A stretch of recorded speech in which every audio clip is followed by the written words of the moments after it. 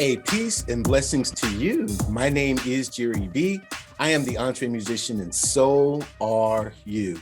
And so are these two brothers who's sitting at your screen, one to the left, one at the bottom. We're going to talk about NFTs. We're going to talk about the metaverse. We're going to talk about Bitcoin, crypto, and how that translates into our getting into what's really happening. I have a lot of questions. I've received a lot of questions that I don't have answers to.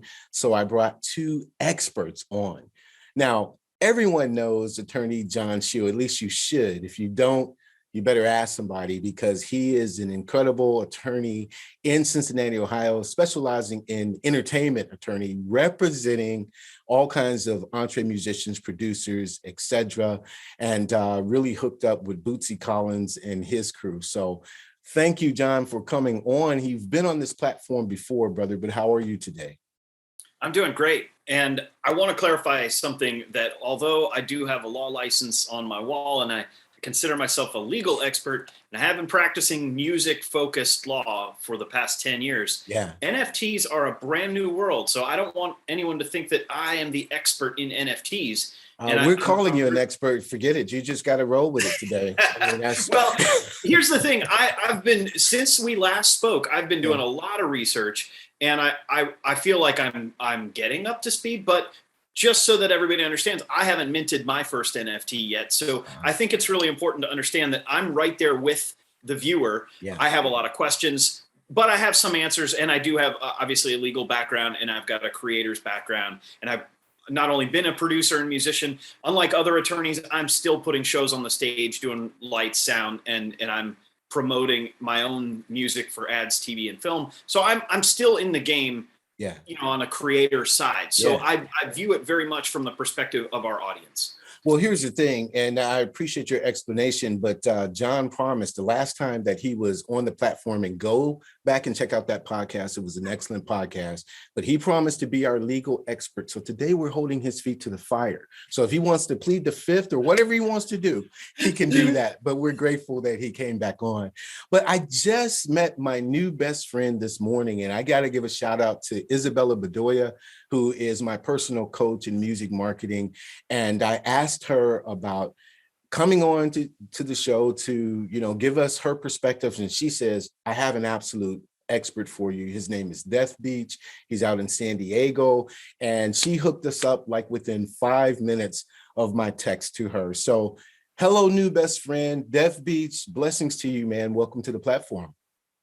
Really good to be here. And I agree with John here as far as people being experts in NFT and the metaverse. Yeah, I certainly know a lot, and I can talk for days about this subject. But if you talk to anybody that's really in it, they'll all tell you nobody knows anything. Wow. I mean, we're all making it up as we go along.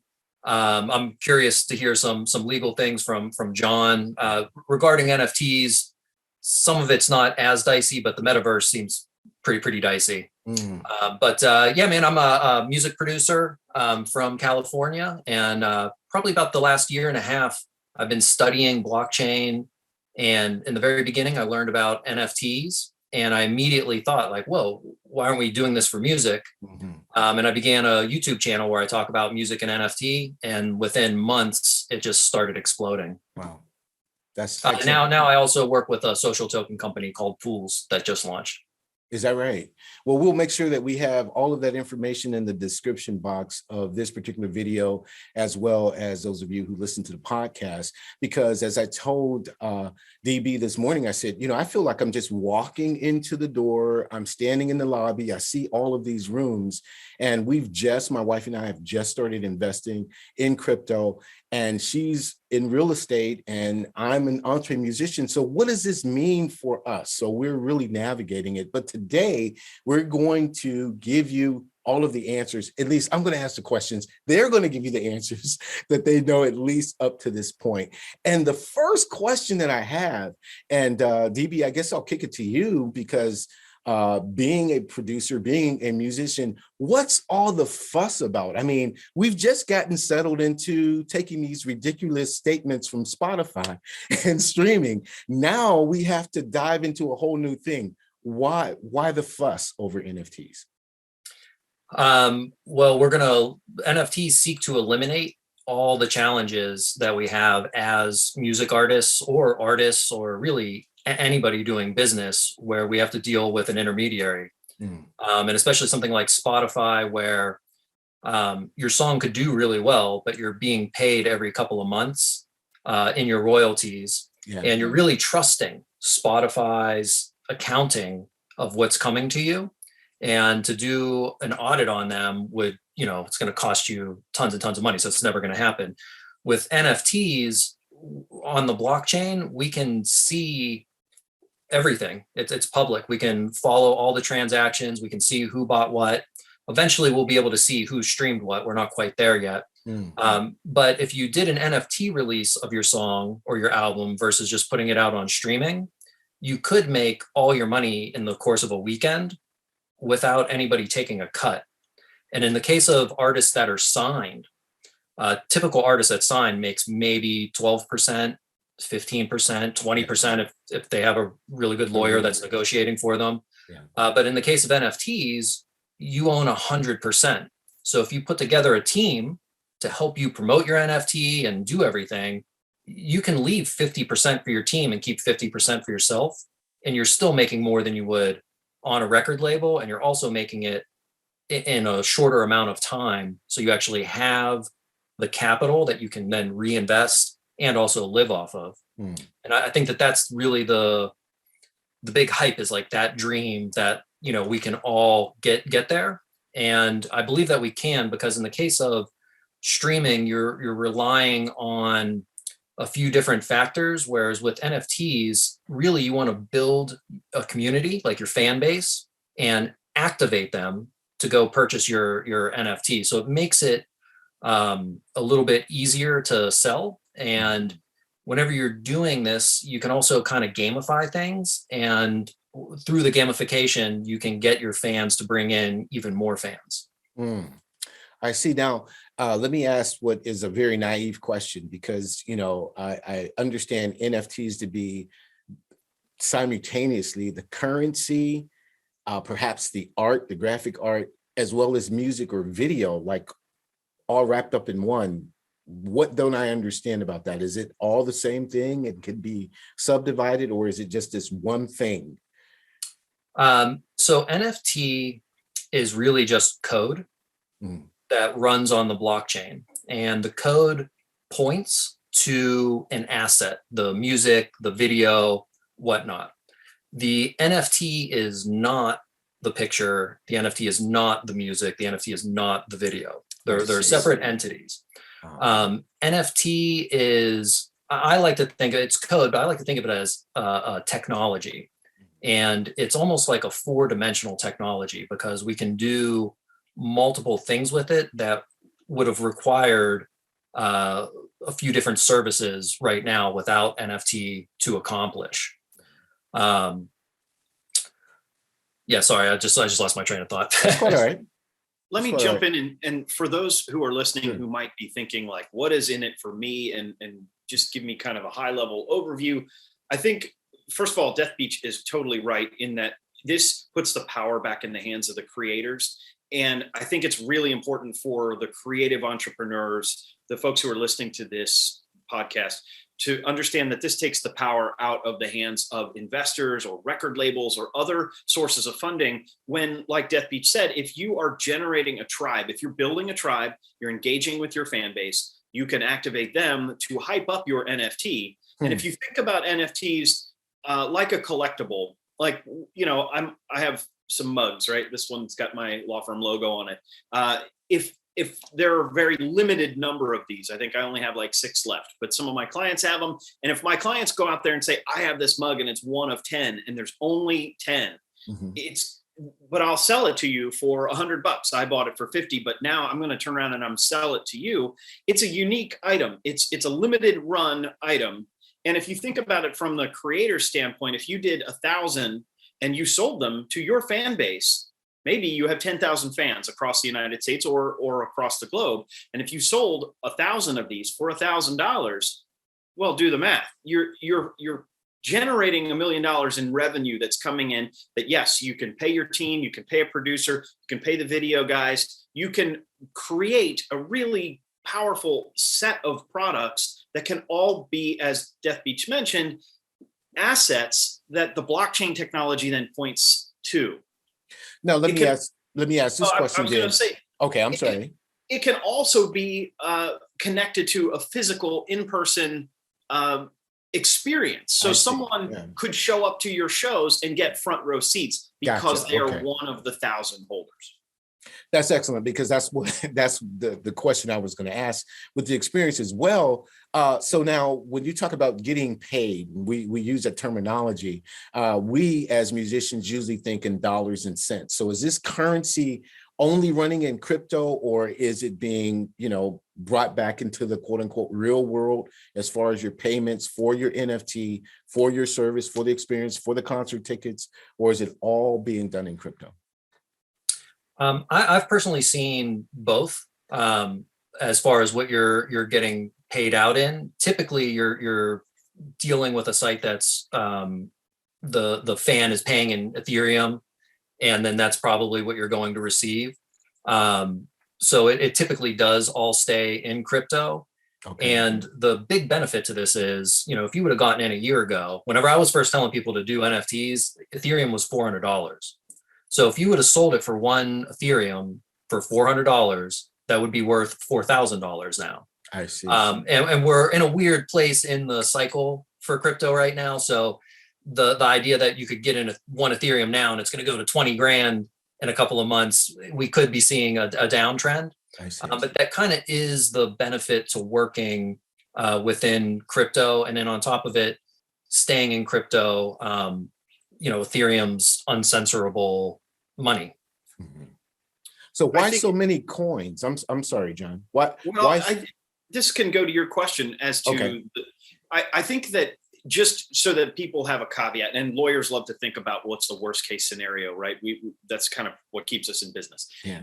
But if you think that all of the current cryptocurrency coins that are out there are going to be in existence a year or two from now, you may be looking at it incorrectly. Mm-hmm. If you think about a stock market, or think about the stock market at a particular point in time, say in the late 90s, 98, 99, 2000, right before the tech bubble burst, there was this run up of stocks, and it's happening today. I mean, there are companies out there that are valued at billions of dollars, but they haven't put out a product yet. And so there are some blockchain coins that are based in a value add. There are others that are purely collectible and purely speculative, and some of those are going to get shaken out by a bursting of the bubble. Okay. And so that's really important to understand. But there are certainly those like Ethereum, Bitcoin, that are a little more stable, a little more entrenched, have a little bit, for example, the coding of Ethereum is what allows these smart contracts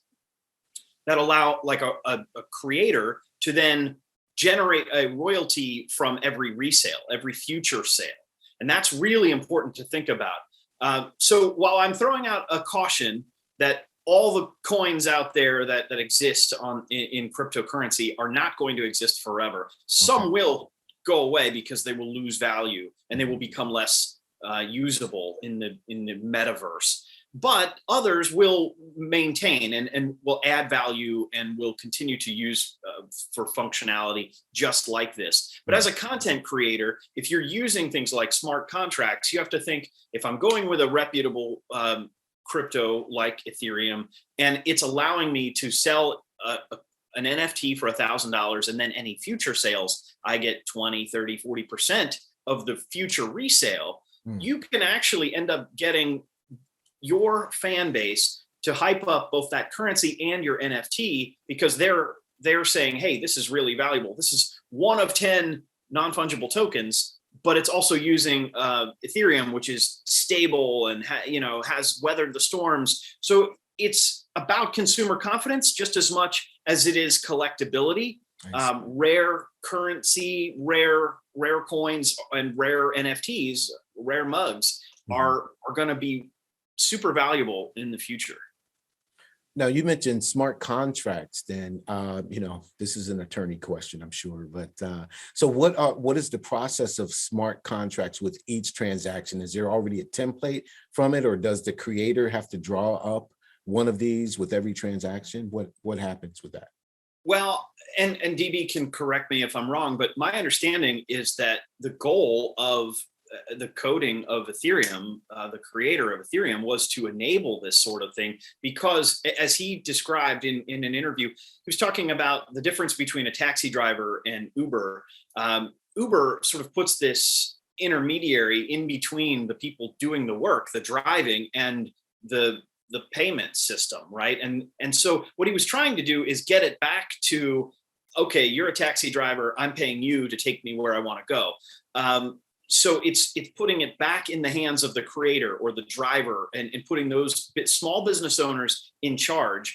And so Ethereum specifically uses a technology that allows the transparency of contracts. And so, as DB was mentioning, all the transactions are going to be visible. There's transparency. So if, as a part of your NFT, the requirements are that, and keep in mind that just on a basic level, contracts are just a meeting of the minds.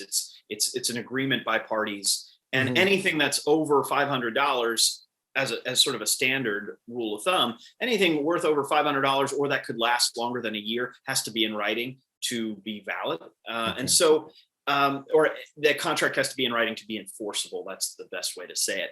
But this allows all of that in a secure technology where all the transactions are transparent. So as a part of the offering, if you're saying, well, buy my NFT and understand that 20% of future sales always come back to help fund future projects, for me as an artist, then your fan says, oh, great, well, I'm going to buy that. I'm going to support you with 100% of the money now. And then in the future, when I decide, okay, I'm trading rare coins or rare NFTs, and I've got this one, and somebody wants to pay me $60,000 and I paid $1,000, well, sure, I'm getting wealthier because my collectible is worth a lot more, but also the artist is getting a piece of that. And so they're actually helping to fund your future. And that's just a part of engaging with that fan base, building your tribe, and having them help support you for the rest of your creative lifespan. Well, may I ask then, and DB, can I ask then, how many smart contracts have you been, because you're actively engaged in it, involved in, and you're seeing the process move along, and there's been no ripples, it's just been advancement and progress. Is that right in the real world for how you're dealing? Yeah. So first off, smart contracts are not smart, and they're not actually contracts. Again, they're code. The contract is that it's going to do what you tell it to do, that you can program it that whenever it gets resold, a royalty goes back to somebody. But it's not, I guess it's legally binding as far as you being the owner, but as far as like it being music, okay, and you purchase my music NFT, the rights for the music is completely separate from the smart contract. So I can include an end user license as a download with it, or a link to one. CryptoKitties and Dapper Labs made a really nice end user agreement that you can just, and they have a link for it online. You can just plug it in. So as far as where to get smart contracts, so you can go to a site called GitHub, and there's an Open Zeppelin NFT smart contract written in Solidity for Ethereum. So you can take one of those and you can plug stuff in. There's plenty of tutorials on YouTube walking you through where to plug stuff in and how to do these. But then there's also sites. I use one called NiftyKit, and NiftyKit allows you to have your own custom smart contract, and you put in like the name of the collection, you put in the name of the coin and a description, and that's it. All the other coding is done behind the scenes. So it's very simple. And then they even have NiftyKit has what they call drop contracts, where we see the 10,000 avatar projects that some of them are randomly generated and things like that. So NiftyKit offers a contract that's like that, but we can also get the same type of contract off of GitHub. And getting it off of GitHub versus using NiftyKit is just really fine tuning the customization. I see. So then Harold over here, this new Entre musician who's watching this and going, okay, well, I can just go to Nifty Kid and I can download the drop contract, and I have this great piece of music that I want to sell. I mean, is it that easy? Is it a 1, 2, 3? What are the things that Harold needs to like interpret? Because we've been dealing with, first of all, the traditional music system, which is blown apart, and now he's used to, or she's used to, the streaming, and we had to go through all of that. So now he or she can just turn around and say, I'm going to Nifty Kit, I'm going to get my drop contract, I have this piece of music, and I can 1, 2, 3, 4, 5, and I can be in the door. Yeah. Just like that. The creation of an NFT is unbelievably easy. Unbelievably easy. So everybody gets really intimidated by like, I got to make an NFT. Like, what is that? That part is really easy. The part that's really difficult is building the community and getting people to go and purchase your NFT. Everybody thinks that it's difficult to make the NFT and then it's going to be on a marketplace and somebody's going to give them millions of dollars. Like, it's just really not how it works at all. You need to activate your fan base and get them to go buy it. But Nifty Kit, you literally log in with your email. You can pay with a debit card, okay, to like buy the smart contract and start your account there. They charge you $9.99 a month to be able to sell in their marketplace, and it comes with one free smart contract. Once you have that smart contract, you don't have to continue paying monthly with them. You own that smart contract. And you can continue to mint on other sites such as OpenSea. But you log in with your email, you pay, you click on create smart contract, you put in a banner for the little image, you put in a main profile picture for the project, the name of the collection, the name you want for the coin, and a description, hit create.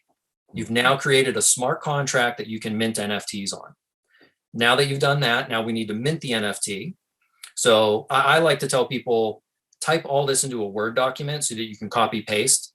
Once the NFT is minted, you're not going back and changing anything. Gotcha. So type up everything that you need, have your image ready to go. Whenever you go to mint the NFT, you upload the image, you put in the name of the NFT, description of the NFT, mint. And then it's minted. Now the next step is to just sell it. So you have to tell the blockchain that we're going to sell it. So every step of the process gets written to the blockchain. That's why there's like steps like this. So first you mint it, and it's just minted on the blockchain. It's not available for sale. And then you say, okay, I'm going to sell this item. And then you say what you want to sell it for. And at this point is where you also set up, John's my collaborator, and he gets 50% of the sale. And this is his address. Nifty Kit's on Polygon, so it splits very easily. But it's really that simple to get an NFT up and going. It's really all the other stuff, like whenever somebody buys my NFT, they just get my song, or do they get special access to a Discord group? Is there some sort of AMA? Is there a gated link that you have to have the NFT for to unlock the link so that you can watch my live stream? These are the things that are a little bit more difficult. And then also setting up the token gating is the difficult part. But the creation of the NFT, super easy.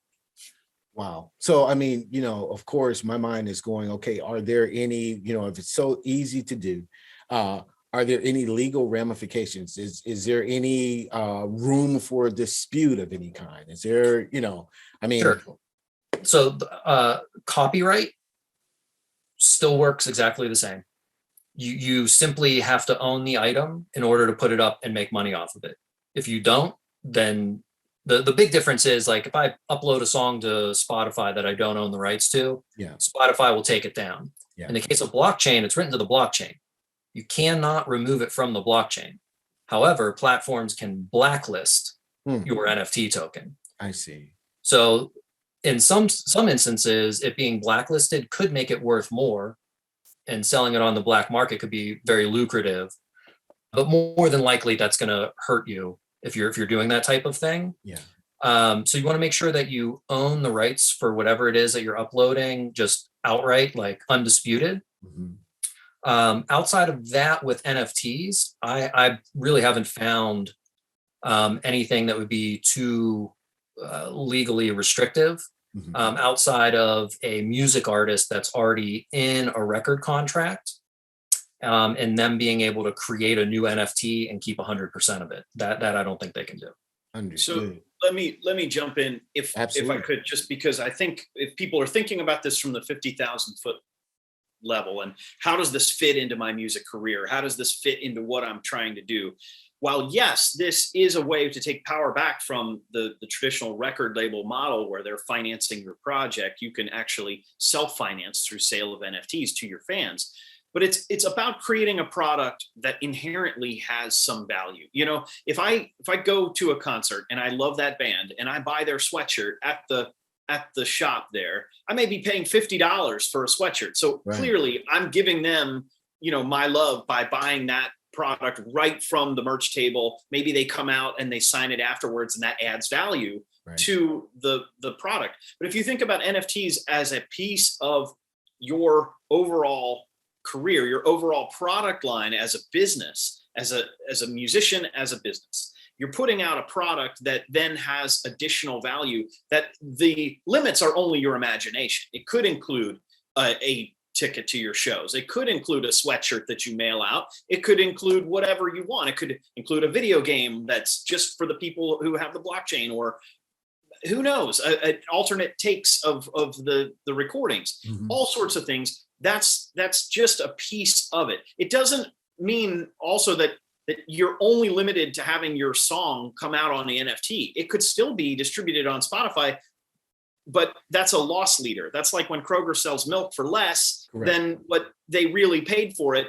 You're not making as much on the Spotify listening, but the Spotify then becomes a tool for lots of people to hear your music and say, I love this guy and I'm going to go buy his NFT, which is a higher price point. It's a more valuable product, and it includes some unique things that are really just for that product. But look, humans are going to find a way to cause legal issues. So just like if I go out in the parking lot and I buy a sweatshirt with the logo on it, that guy in the parking lot might not actually have the rights to sell that. So that could be a trademark violation.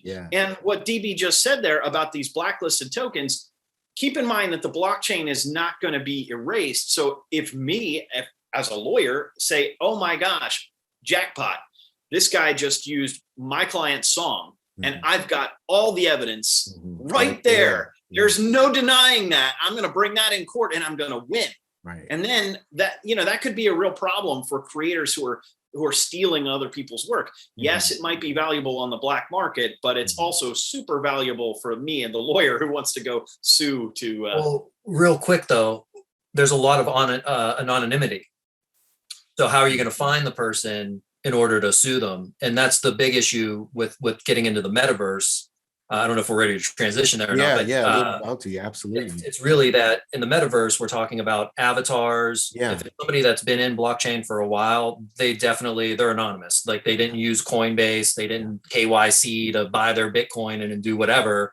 They've been in it for a while. They've been anonymous the whole time. So, how do you track those people down? And then also with the metaverse and legal stuff, jurisdiction. I'm in Germany and I ripped off John's client in Ohio. I mean, where are you taking me to court? Well, and let me just jump in on that, because we've been dealing with that internationally for years. China, not to throw anybody under the bus, but it's fairly well known in the trade show industry that in certain industries, there are, let's just call it Far East marketplaces that will show up to the trade show and within like 24 hours reverse engineer a product and suddenly have a hot product that's coming out that's very, very similar to the other product. So that's, sort of theft of intellectual property has been a challenge across nations for a long time. And it's going to kind of be an arms race. And that's kind of the way it is now. There's folks who are going to become better at investigating the blockchain and finding these anonymous folks who are stealing crypto. And ultimately it comes down to a business decision. How far do you want to push that? But the evidence is right there that if you've been ripped off, it's there's a violation of the copyright. So you still have to register your songs for copyright. You still have to register your trademarks. You still have to handle your business very much like a traditional music business entrepreneur, right? Sure. So don't think that the NFTs are going to take away what already exists. It's just adding to that and gives you a way to monetize your art in a new way and sort of use it to fund new projects in a new way. And really, it's about that relationship between artist and fan. And this gives a product that helps keep the fan and the artist closer together. And that should be the bottom line. This is just another tool in your toolkit to kind of advance your career and engage your fan base and create something that's super collectible. Now, just on the legislation thing real quick, I know that in January, there's going to be some new legislation coming through from Congress about cryptocurrency. There's a way that folks have been kind of buying crypto and then generating a lot of trades, and then they trade them with an anonymous wallet that's someone else to kind of reduce their cost basis. And without getting into too many stocks and bonds issues here, but like if you're going to be taxed on something that gained in value, right? If you sold it then for $1, sometimes people do that with their cars. I'm going to sell my brother my car and it's really worth 10,000, but on the title I sold it to him for $1. So he doesn't have this tax basis. Well, they are going to tighten up those rules so that you're not going to be able to have an anonymous wallet over here, buy a Bitcoin and have it go up to $100,000 from $1 and then sell it to yourself for $1 and hide all of those gains. They are, Congress at least is very keen to stop that. So there's going to be some rules, legislation tightening things up.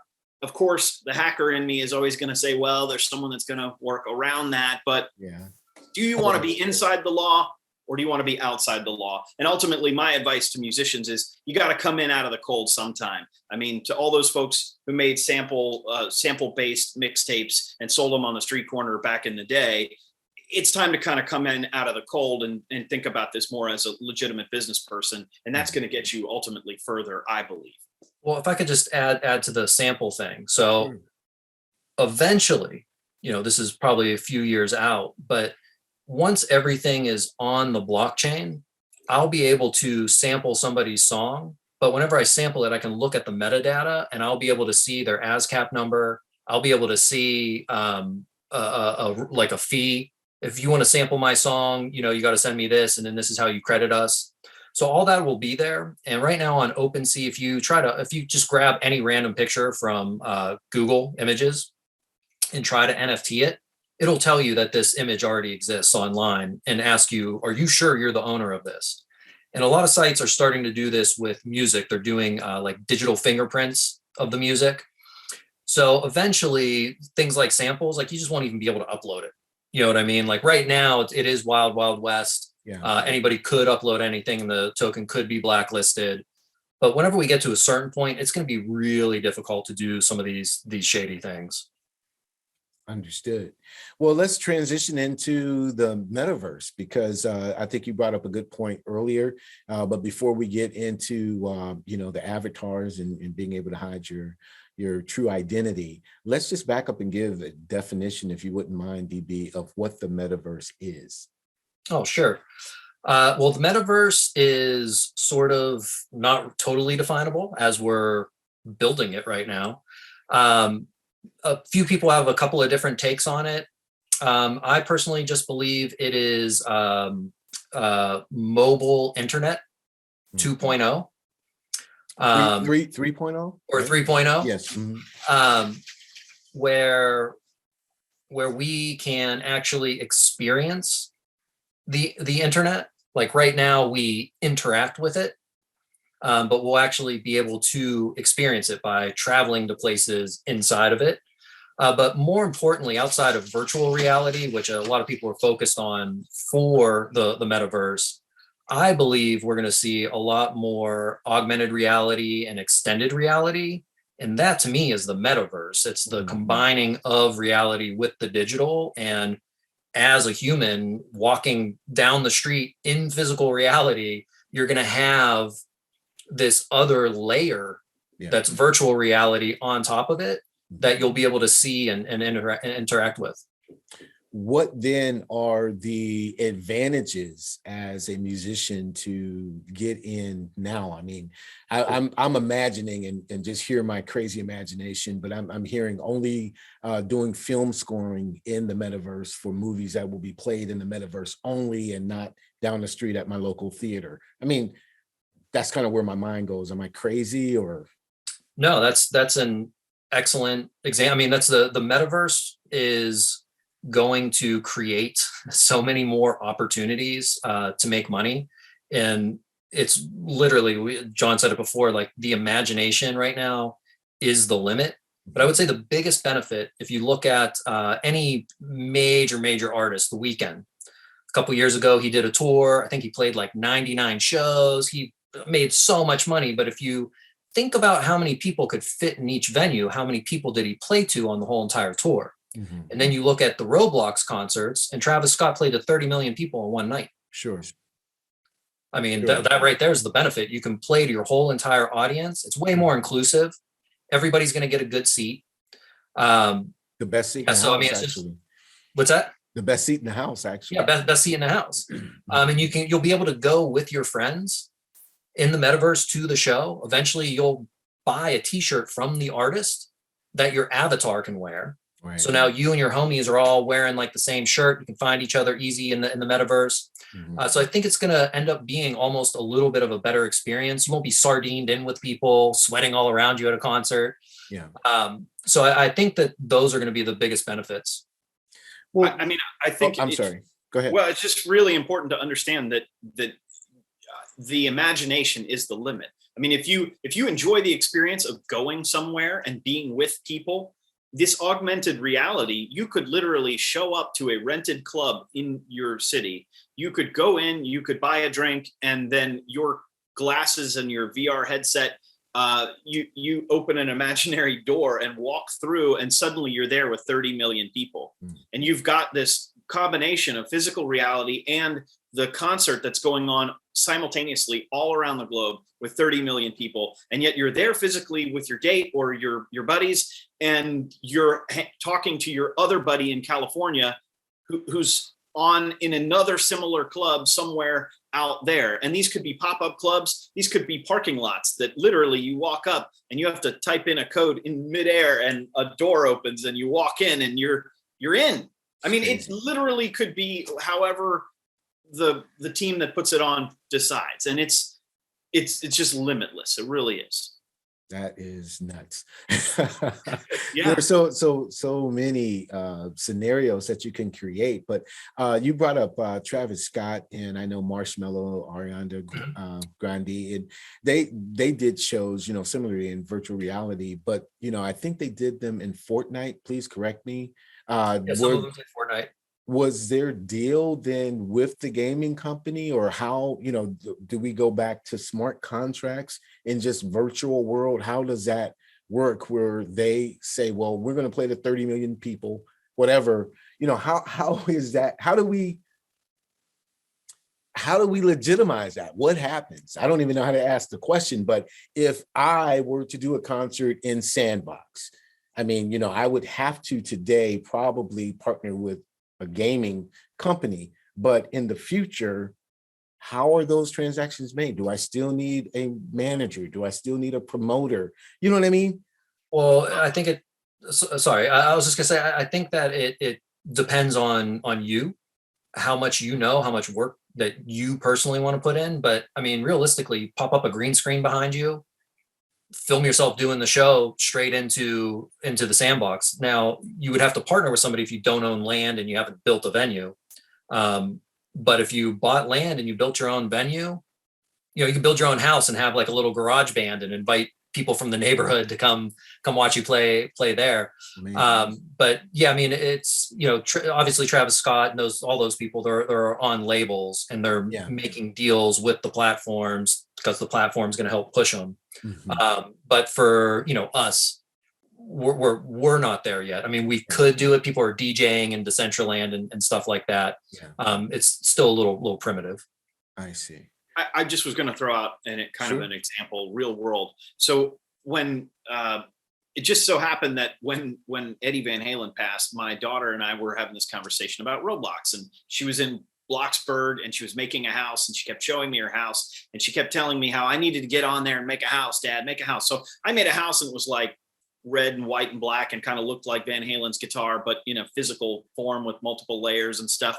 And she was like, yeah, that's just a weird color scheme, Dad. Why do you keep doing this red, white, and black thing? And I was like, well, one of my heroes just passed away, and so I'm kind of doing this homage to him. But now I have this house that I built in this virtual world, and she can come over anytime we log in together, and I can go to her house, and I can put, speakers on in my studio, virtual studio, and I can do all that stuff. But if you imagine, that's literally what people are going to have to do, just on a bigger scale. So the DJs that are DJing in the sandbox, if they take the time to build a house that looks like whatever, Madison Square Garden, and then they invite thousands of people to come over, they can all come over. But it's right now I'm dealing with Roblox and Bloxburg, right? But Bloxburg is just a creation that somebody made, a virtual neighborhood and sets of virtual neighborhoods where, to buy extra whatever, you put in a few dollars and you get more Bloxbucks, right? Well, that's kind of how it's going to build. And I mean, this is a really simple example with a guy and his 12-year-old daughter, right? So this is just the scratching of the surface. Mm-hmm. In the future, it's record labels and Fortnite and gaming engines and all of that stuff is going to make it more and more and more like the movie Ready Player One, mm-hmm. where everyone can log in with a suit that they wear and all the tactile sensations, and they're actually running, and they're actually in this world that could have all of these metaverses combined. The Bloxburg house plus the Fortnite plus the Minecraft plus World of Warcraft plus whatever else you can imagine is all interconnected. And then you're in the Shire, or you're going to Harry Potter's castle, right, all within a matter of a day, Wow. We need 2 more hours to really just, I don't think, I truly don't think, first of all, that I've asked the right questions. And then now I think I'm getting a grip and our time is escaping us. But just beginning with John, what do you think? Again, let's go to Harold. That's what we're naming him, this new Entre musician. What do you think the most important thing today, after listening to this podcast or watching, that Harold needs to do, other than to go to DB's videos, which we're going to recommend? But what do you think, he or she needs to do in order to begin the process of aligning his career up with the metaverse and getting into crypto? I think personally that they need to get a handle on their business and build their fan base. I think that really, truthfully, this is about fan engagement and building a deeper rapport with the people who can ultimately buy your NFTs or buy your hoodie or buy your whatever. If we mm-hmm. just step back a second and we talk about the 1,000 true fan theory, if you are, as an entrepreneur, trying to sell products and services, you need more of those people who are willing to buy whatever you put out. And if you have 1,000 true fans that will buy your pen or your mug or your NFT, then you can have a career for life. Mm. And that's really what this is about. And truthfully, you'll have a career forever. Your children might be, your great grandchildren might be reaping the benefits of the things that you build today because of the nature of the metaverse and how digital technology can last beyond human lifespan. Mm-hmm. That's, I think, what people aren't kind of getting. We're just sort of scratching the surface, but this could last for generations. Sure. And if we step back to actual businesses can last generations as well. So I think you got to not throw out the old stuff. You've got to still talk about an LLC. You've got to understand the differences between an LLC and a C corporation. You got to understand tax rules. You got to understand just general, like copyrights, contracts, trademarks, mm-hmm. negotiating. You gotta build your skill set, but you also really have to be focused on building a fan base. Mm-hmm. Because if you don't have fans, it doesn't matter if you have the coolest video game or the coolest NFT in the world, if nobody's gonna buy it because no one knows you're there. So I think it's really important that you can't throw out the baby with the bathwater, or whatever. You can't just toss out all the old stuff and think I'm gonna make it in this NFT world, because you're gonna you're going to quickly find that it's just another addition to layers of human behavior that have been happening for thousands of years. So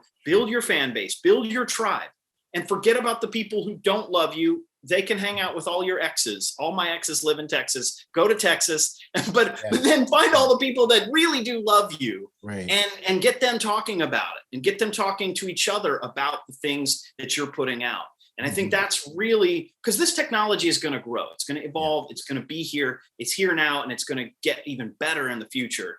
So take some time to focus on the fundamentals of who you are as an artist, who you are as a business, and who your fans are, and really connect with them. Because you don't have to rush to have an NFT tomorrow. Yeah. What you can do is build a fan base, and then they'll all buy it when you have it. Right. Now that's great advice. Now, so DB, though, you've already been coaching artists in NFTs. You have great information on your website. And again, you know, the links and everything will be here in the description box.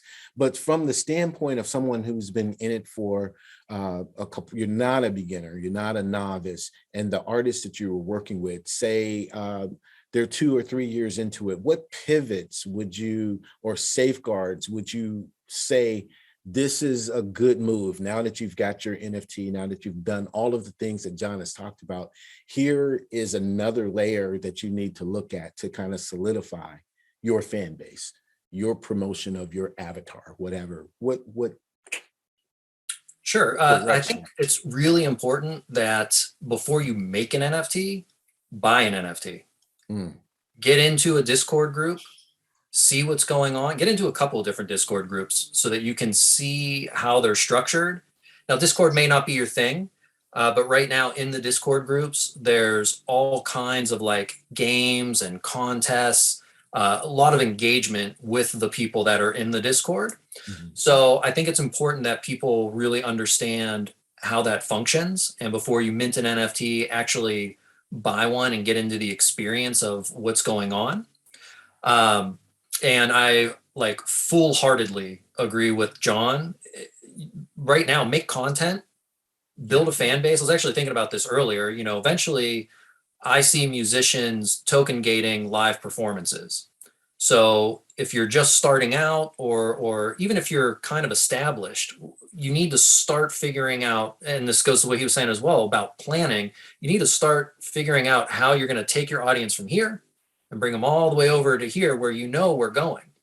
So I was thinking like, you know, Instagram, you know, you get maybe like a minute-long video, start trying to perform live, do different things, find out what your audience likes. Then once you know that, maybe then you can start thinking about, okay, I'm going to create an NFT, and whenever they buy it, they get to come to the Discord and see me perform live in a channel that nobody else can see.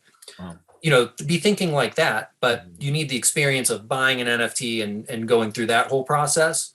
And even buying crypto, looking at different blockchains. Each blockchain kind of has its own vibe. Ethereum's fun, but it's also a little corporate. And then you look at something like Solana. Solana's a lot of bright colors, a certain type of color scheme, and they have a certain type of vibe. Cardano has its own vibe. So those are like larger communities all in of their own. So I think it's important to kind of like look around, see what those different blockchains are like, different types of functionality and some of the smart contracts, things like that, to kind of start learning about blockchain, what you can do with it, and then purchasing NFTs from all these different blockchains just to get the experience. Two very incredible answers from the both of you. And I know when we began, you said you were not experts, but I think that we've at least opened the door to some incredible conversation. And I hope that in a couple of months, maybe we can reconvene again. You know, I'll certainly know how to ask better questions about it, because I'll be, you know, taking the advice that you guys are giving me, because I really am very much interested. And I just have all of this incredible, not incredible, but it's crazy imagination going on. And it's like, what is this? What is that? Because I know we are just pioneers into this, and I want to know as much as I can about it. So, you know, I do try to share information accordingly as I receive it. DB, Death Beach, San Diego, California. Incredible studios, worked with tons of people, Grammy winners, artists from all over. And I'm sure that if you booked a session with him, he would take crypto for payment. I'm almost sure of that. Right? His information is in the description box. And our resident legal authority attorney, John Sheil, Cincinnati, Ohio. Thank you so much for joining us. And we'll be on again. In fact, John just, as far as Facebook is concerned, he has a thriving group in the music business mentorship. So go and check it out. Join the group. I think he lets anybody in. He let me in, so he may let you in as well. But we'd love to have you. Check him out on Facebook. Great advice and great chatter that's going on in that group. And gentlemen, I really appreciate your time today. But once again, Death Beach and attorney John Sheil, they are Entre musicians. My name is Jere B. I am an Entre musician, but the most important thing is so are you.